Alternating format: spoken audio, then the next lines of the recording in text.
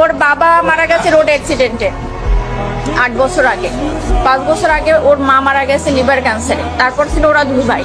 ওর ভাই হলো নাজিরপুরের থানার এসআই নাসির হোসেন। তখন উনি গত বছর মানে পহেলা রোজায় ধরা পড়ছে ক্যান্সার। উনি 15 রোজায় মারা গেছে। তো ওর ভাই মারা যাওয়ার পরে ও একদম রাস্তার উম্মত পাগল হয়ে গেছিল।